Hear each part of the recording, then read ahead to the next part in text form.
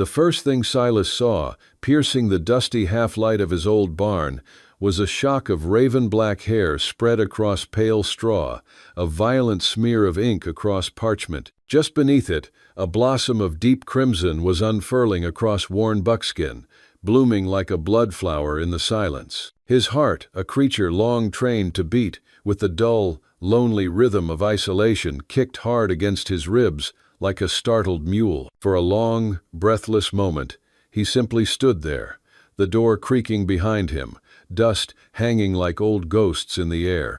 A girl, a Navajo girl, wounded, maybe dying. She lay as though she'd fallen from the sky, some fractured star spat out by a world of pain and violence, a world Silas had spent years trying to outrun. He hadn't spoken to another soul in weeks, months, maybe, and yet the sight of her so fragile, so terribly out of place in the quiet sanctum of his barn, pulled at something in him that he had buried beneath layers of silence and self-recrimination. This wasn't just a trespass, this was a rupture, and the kindness he'd locked away long ago, the one thing that had nearly destroyed him, came alive like a spark striking dry brush. Silas hadn't always been a ghost. Once, he had been known feared, even a bounty hunter with calloused hands, a rifle that never missed, and a name that made desperate men flinch. But one child, one mistake, one final scream he hadn't meant to cause, and the legend of Silas Cade had ridden off into exile, deep into this broken valley surrounded by dying grass and unfinished apologies. His days were predictable, routine, the comfort of repetition disguised as penitence. He patched fences in the morning sun, fed the cattle with methodical hands, fixed what didn't matter anymore. His voice had grown hoarse from disuse, a dry croak reserved only for his horse, Buck, or the occasional curse spat at the relentless wind. And yet, despite the hard shell he'd built around himself, the land still had its whispers.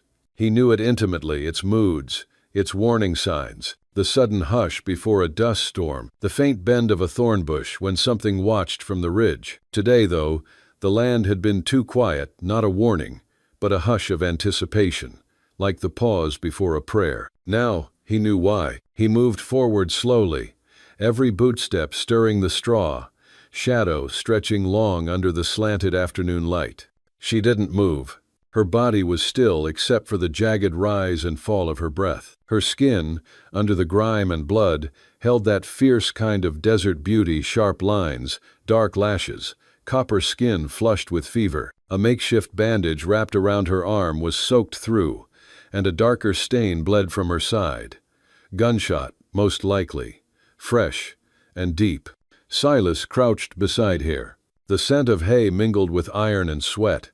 He reached out, calloused fingers brushing against her temple. Her skin was fire, fever, already burning through her like summer lightning. Her eyes fluttered open. For a moment, they were glazed, lost in pain and sky.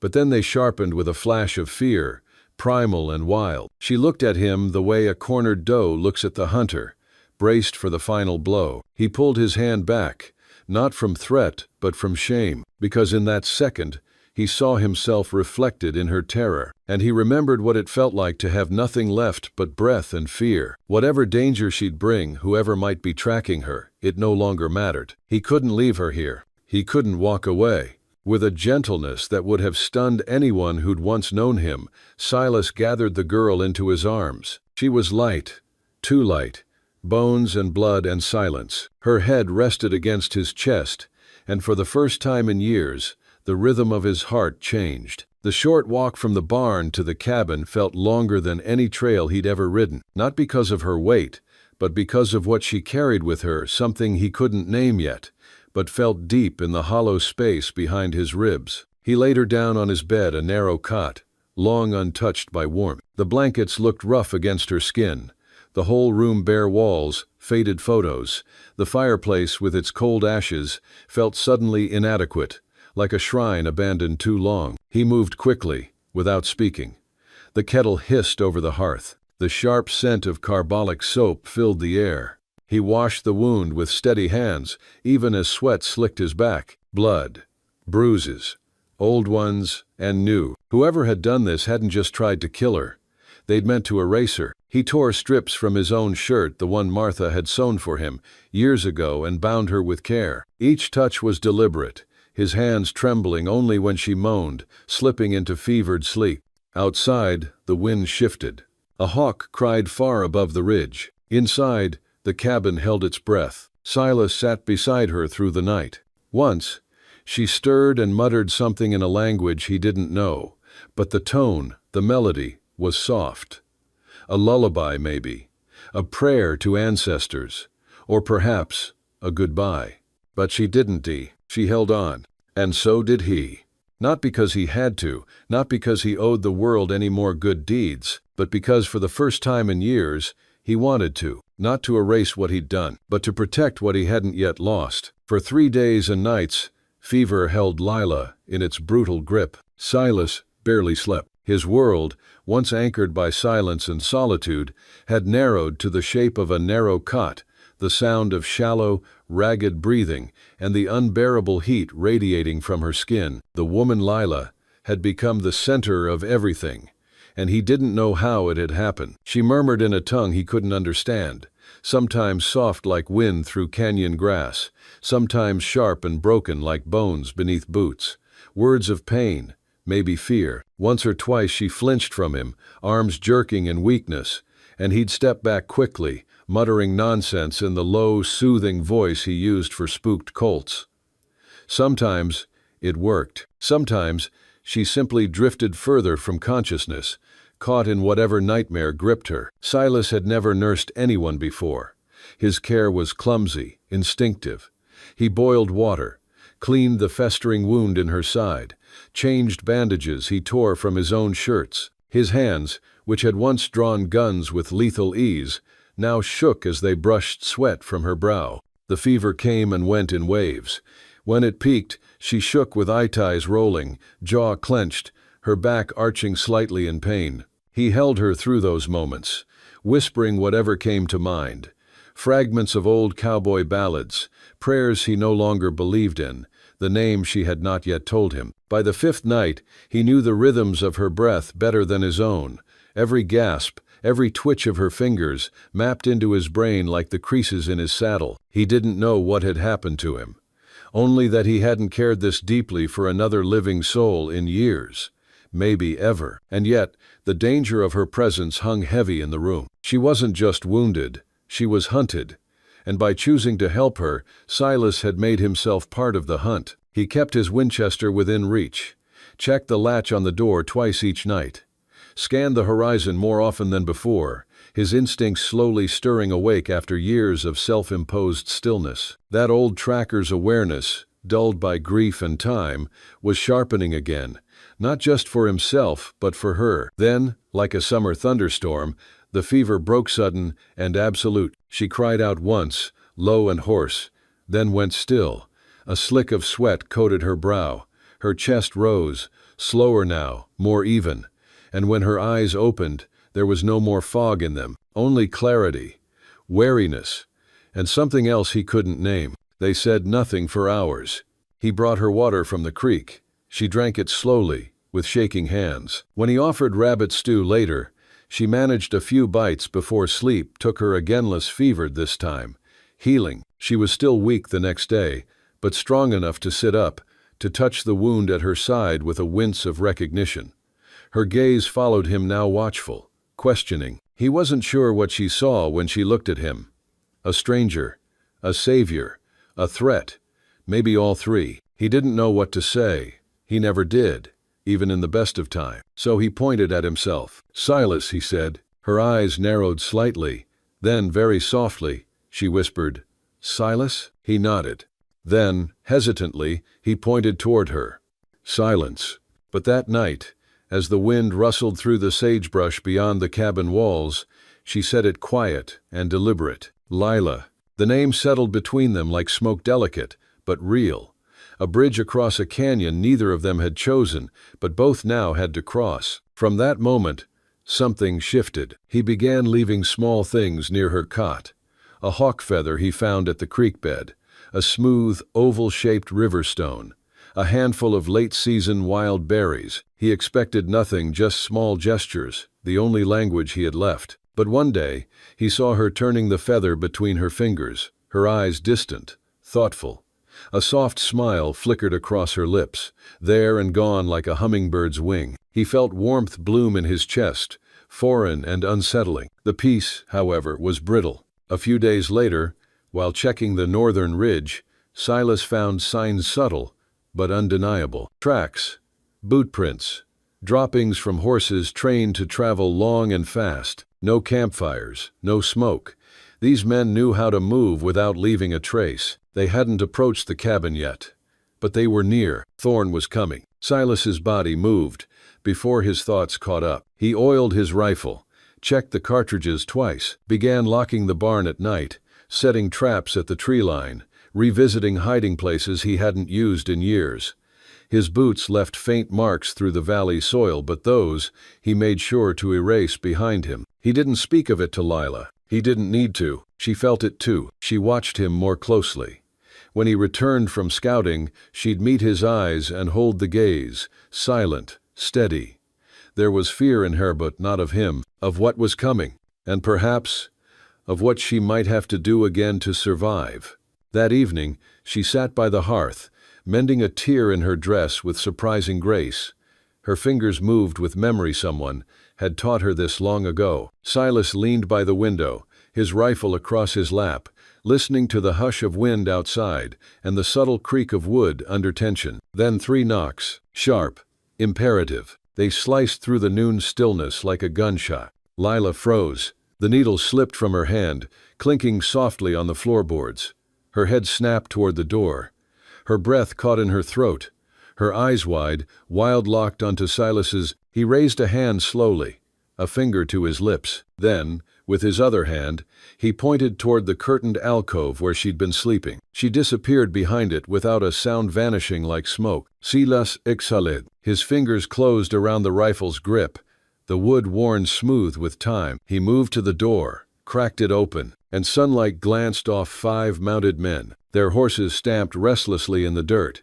Dust clung to their coats like ghosts. At the center sat a tall man with pale, flat eyes and a neatly trimmed beard. His coat was clean, his saddle polished, but there was no softness in him, just a predator's stillness. Captain Malachi Thorn, and he had come knocking. Thorn wore a cavalry coat, brass buttons shining like teeth in the midday sun, but there was no soldier's honor in the way he sat a horse, nor in the way his pale eyes roamed. He was a man dressed in borrowed dignity, and beneath the fabric, only hunger and calculation remained. "Afternoon," he said smoothly, as if stopping by for coffee. "We're searching for a Navajo girl. Dangerous fugitive. Caused quite a bit of trouble not far from here. Lee." Silas leaned against the doorframe, boots planted firm, his face as unreadable as weathered stone. "Haven't seen any Navajo," he said. "Just me. Been quiet here." Thorne smiled, a thin, reptilian curl of the mouth. "This one's wounded," he said. "Couldn't have gotten far." His gaze slipped past Silas's shoulder, lingering too long on the barn behind him, trying to pierce the gloom. He was already trespassing with his eyes. Behind him, Cutter, a hulking brute with a scar that cut across his face like an old wound that never learned to heal, spat a line of tobacco close enough to Silas's boots to insult. "She's slippery," he grunted, "but we always finish what we start." Silas's hand rested lightly on the edge of the door, near where his Winchester leaned. He didn't move, didn't blink. "This is my land," he said, "and I told you, I haven't seen her." Thorne's smile faded by a fraction. When he spoke again, his voice was velvet, rapping something sharp. "A man living alone. It's a hard life. Easy for things to go wrong. Real easy for a man to disappear." He let the threat hang like smoke. "Just a quick look around," Thorne added, light again, but the menace never left his eyes. "We won't touch a thing." Silas's eyes narrowed. Cold. Flint. "Look all you want," he said, "but you stay out of my cabin, and out of my barn." Thorne held his stare for a beat too long. Then he nodded curtly. "As you wish, rancher. For now." They rode off, slow and deliberate, fanning out along the ridgeline as if they owned it. Their search was brief, almost casual, but every hoofprint was a mark, a reminder. Silas stood still long after they'd gone, jaw locked tight. The wind stirred his coat. He felt the fire rise inside him, low and coiling. He'd seen this before. Men like Thorne didn't ask twice. They took, and they'd be back. He was right. 3 days later, he smelled the smoke before he saw it. Up on the north slope, the pasture he'd set aside for winter grazing was blackened to ash. The fence was gone, grass seared to nothing. A message, written in fire. A warning. They suspected. Or worse, they didn't care. Either way, they wanted him to know. They were watching. That night, Lila spoke. Her voice was fragile but clear, shaped by effort and pain. She sat beside the hearth, blanket over her shoulders, the flickering light painting bronze across her cheeks. "They killed my family," she said, "for what we protected." Silas didn't interrupt. He only watched her. "My grandfather," she continued slowly, "was a storyteller, a guardian, keeper of the way to the moonlit hollow, a sacred place. For the Navajo." She said the name in her own tongue first, then repeated it, softly, as if translating something not meant to be said aloud. "A place of healing, of quiet, of memory. We do not speak its name unless we must." Her voice dropped. "Thorne believed there was gold." Silas swallowed hard. "I told my grandfather to run," she said. "But he stayed. He said the land needed a voice, that the old songs would protect us." She paused. The flames crackled in the hearth. "But songs don't stop, Bullet." Her fists clenched in her lap. Not a single tear fell, but her silence carried the weight of loss heavier than any sob. "He was tortured," she said flatly. "He never spoke, not even when they—" She stopped, closed her eyes. "I ran because someone had to remember, not to survive to remember." She looked at him then. There was no plea in her eyes, no begging, but there was a weight, a quiet, wordless question. "What will you do now that you know?" Silas didn't answer right away. The smell of scorched earth still clung to his coat.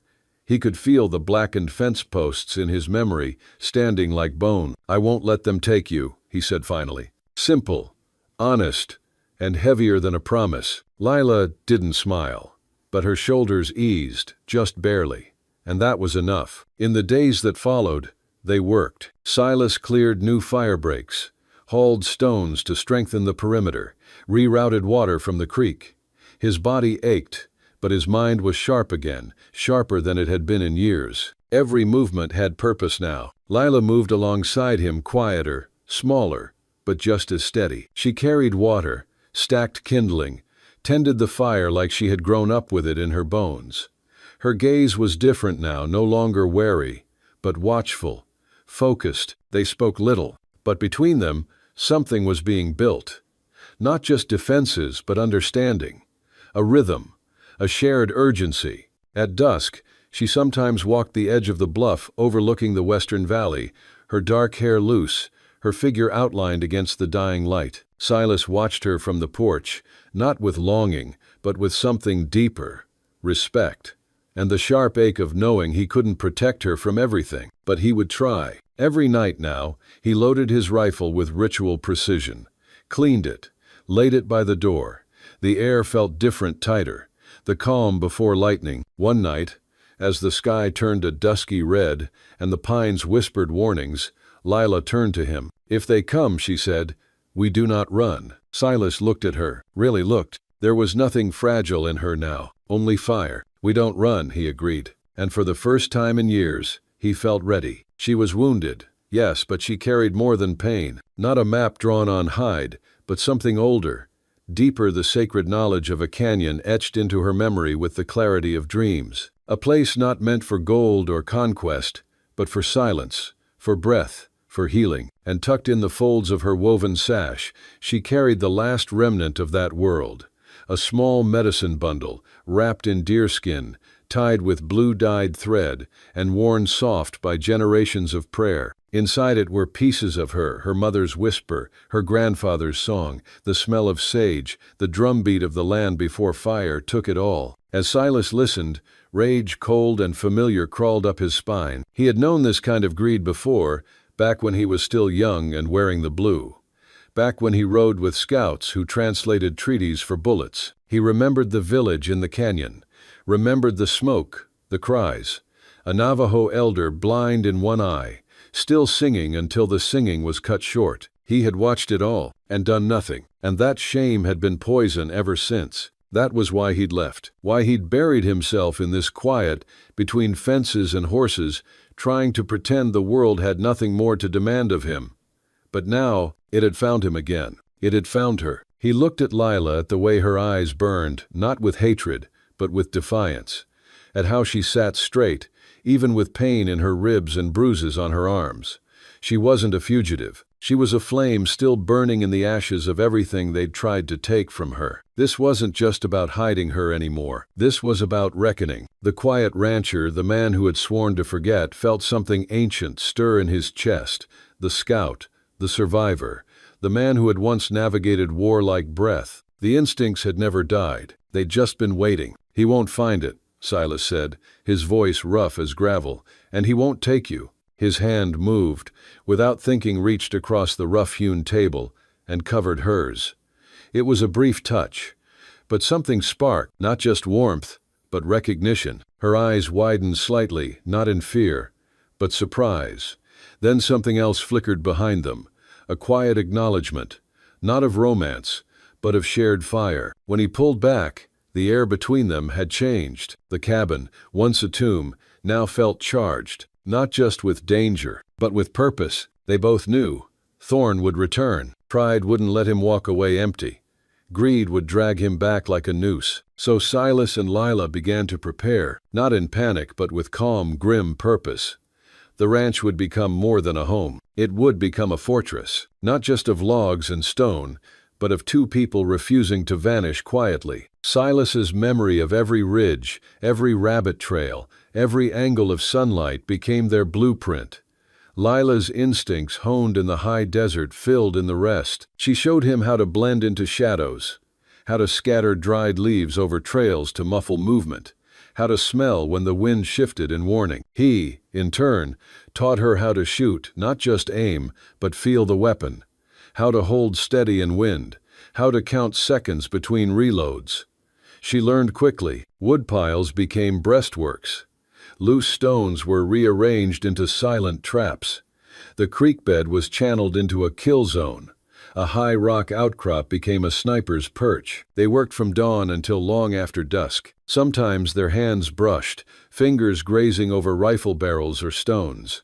Sometimes their eyes met across the field, both lined with dirt and sweat and something unnamed. Silas noticed how a strand of Lila's hair would always slip free of her braid and kiss her cheek.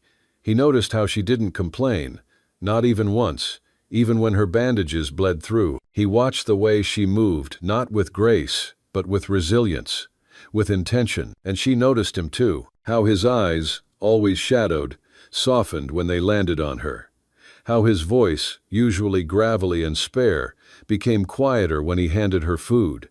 How his strength didn't shout, it just was. Something stirred between them, a tension neither dared name, not desire, not yet, but something older, the kind of bond formed not by words, but by standing back to back in the face of thunder. On the fifth morning, the wind shifted. Lila's hand landed gently on his shoulder. Silas snapped awake, already reaching for the rifle. "They're coming," she whispered, her breath warm against his skin. Outside, far across the open plain, a long, low plume of dust uncoiled like a serpent. Riders. Thorn. And this time, he brought war. 12 men, maybe more. Cutter rode at his side, scar glittering like a brand beneath the sun. The others were mercenaries, rough-saddled, long-barreled, drunk on the promise of stolen gold. They approached the ranch like butchers eyeing a lamb. What they saw was a cabin, one man, easy prey. They saw nothing of the fire in Lila, nothing of the steel in Silas. The first shot rang out, not from the cabin, but from the rocks above. Thorn's lead scout, the one riding point, dropped like a stone, rifle clattering beside him. His horse screamed and bolted. Chaos, shouts, riders fanning out, some ducking for cover, others wheeling back in panic. Then came the second crack. Another man tumbled from his saddle, landing hard near the creek bed.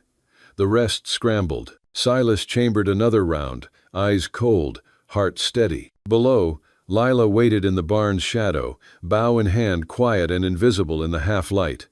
She moved like water through dry grass, her face painted in ash and charcoal, breath slow and measured. They were no longer just a man and a woman. They were a unit, and this was their land now. From the woods came the rustle of boots, the hiss of commands. Thorne's voice, sharp and clipped, trying to regain control. Too late. Cutter stepped onto the path toward the barn and triggered the tripwire. A cluster of rocks cascaded from the ridge above, burying him in dust and blood. He roared, wounded, not dead but shaken. The illusion of invincibility cracked. Silas fired again. The men faltered. They had expected a lamb, but the lamb had grown fangs. The fire crackled low that evening as twilight swallowed the canyon in hues of amber and charcoal.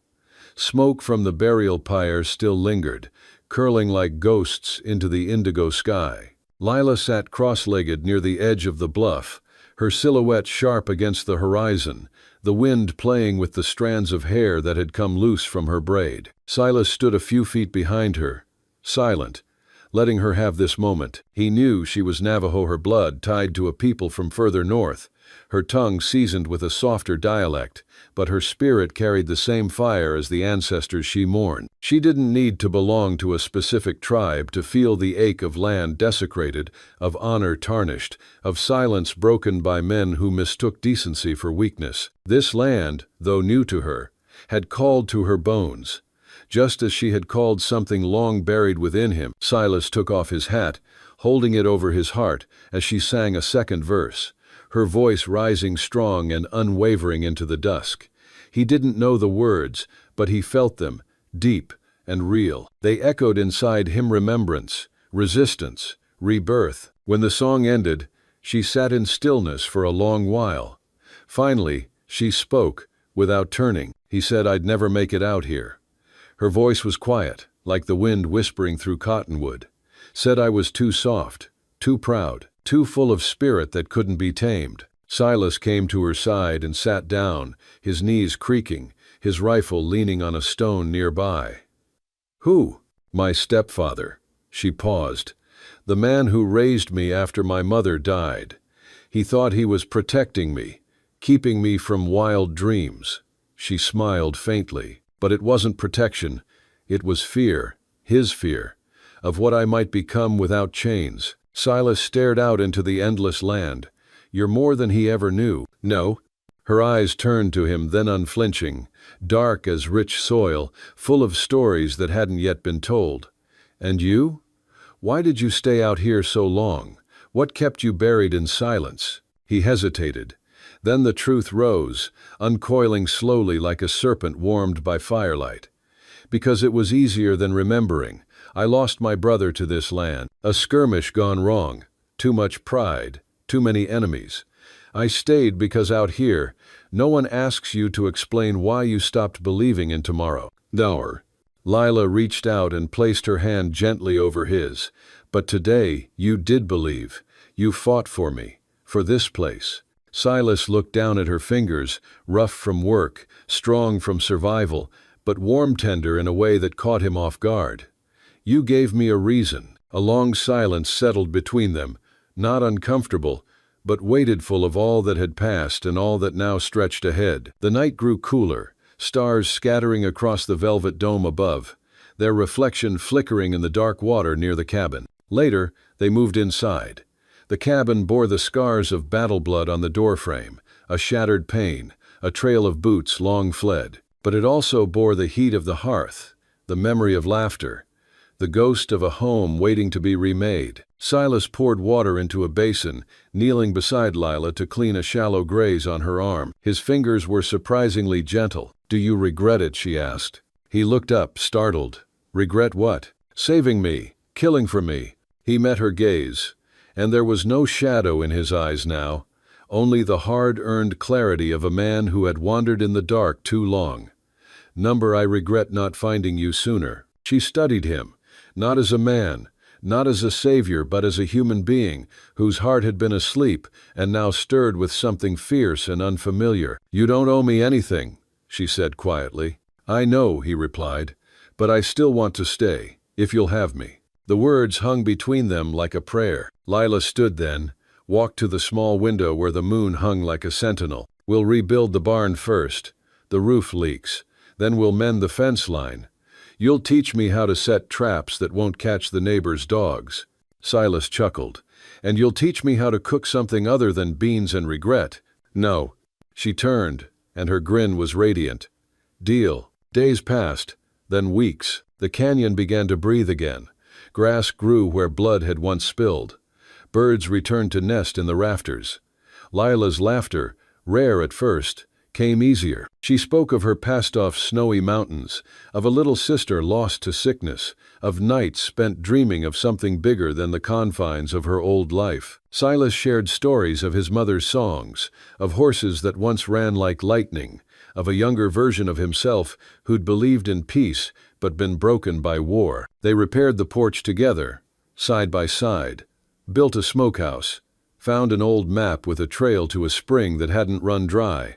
Every task, no matter how small, bound them closer. And one evening, as they sat by the fire with a cup of strong coffee between them, Lila rested her head against his shoulder. This place, she murmured, it doesn't feel like exile anymore. He touched her hair gently. That's because it isn't. There were still dangers beyond the ridgemen like Thorne, who thought strength meant cruelty, that land was theirs by right, that silence was consent. But Silas and Lila no longer walked alone. They were rooted now, like twin trees grown from the same scarred earth. One morning, after a long ride into the hills to check the stock, they paused on the crest of a slope, looking out over the valley bathed in early light. It's yours now, Silas said softly. She shook her head. It's ours. He smiled, feeling something bloom in his chest he hadn't felt in decades. Hope. Real, breathing hope. She turned in the saddle, looking at him with that same blaze in her eyes he had seen when she first rose from the barn shadows. Tell me the truth, Silas Cade. If we had met under different skies. We didn't, he interrupted. We met under the ones that mattered. Their horses stepped forward, side by side, toward the cabin nestled like a promise below. And though they knew storms would come again as they always do in wild places, they also knew now that love, once awakened, was the greatest frontier of all. Together, they had survived. Together, they would endure. And in the quiet, in the beauty, in the hard-won peace of that forgotten canyon, they would write the rest of their story. One sunrise at a time. Their story was never meant to make headlines or echo through ballads sung in prairie saloon. No one carved their names into history books, and no monument would mark the place where it all began. Just a modest cabin tucked between the hills and the hush of wind threading through tall grass. But what Silas and Lila found in that forgotten corner of the frontier was something rare. A love forged not in fantasy, but in pain, fire, and the quiet choice to stay when it would have been easier to walk away. Silas hadn't set out to find love. He had wandered the West with too many scars on his body, sure, but worse, in the hollows of his heart. The war had taken too much, and what it left behind was a man who trusted no one, who spoke little, and who made peace with silence better than with people. But then came Lila. Lila didn't belong to this place. She wasn't Comanche, nor settler, nor outlaw. She was something else entirely, a survivor, a watcher, a woman who had walked through fire more than once and learned to do so without leaving a trail. She didn't speak much at first, didn't ask questions, didn't try to tame him, but she listened, she saw. And slowly, Silas found himself seen in a way he had long forgotten was possible. Their love didn't arrive like a storm. It came more like the seasons inevitable, subtle, shifting everything without fanfare. It lived in small gestures, the way she placed a mug beside his elbow without asking if he was thirsty, or the way his hand found her waist when she passed by him in the narrow kitchen. It grew in the silences between them, not empty, but full of understanding, of shared weight, of trust born in the quiet. They both carried ghosts. Lila sometimes stared at the sky as if expecting it to fall. Silas flinched in his sleep and never spoke of what haunted him. But now they had each other, someone to hold the shadows with, someone to witness the ache, without demanding it be named. And maybe that was what made it real. Not perfection, not promises, but presence. They stayed together, not because it was easy or safe, but because they had chosen, again and again, to turn toward one another when the world turned cold.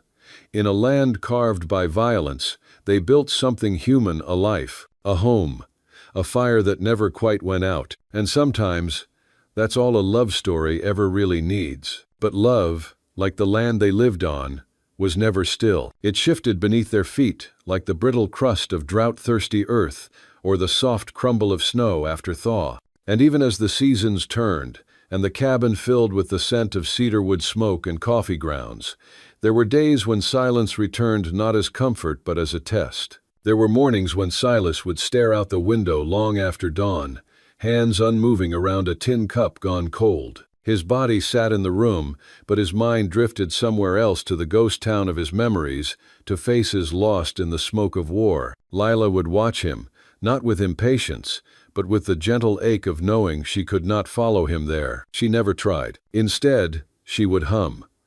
Always the same low, quiet melody, some tune she said her mother sang when nights grew long and winters unforgiving. It was a song made of soil and sorrow, and it seemed to remind the walls that someone still lived here, someone still hoped. And slowly, Silas would blink himself back. His fingers would twitch, his breath would deepen. He would turn toward her, eyes storm dark, and she would smile, not wide, not bright, but soft.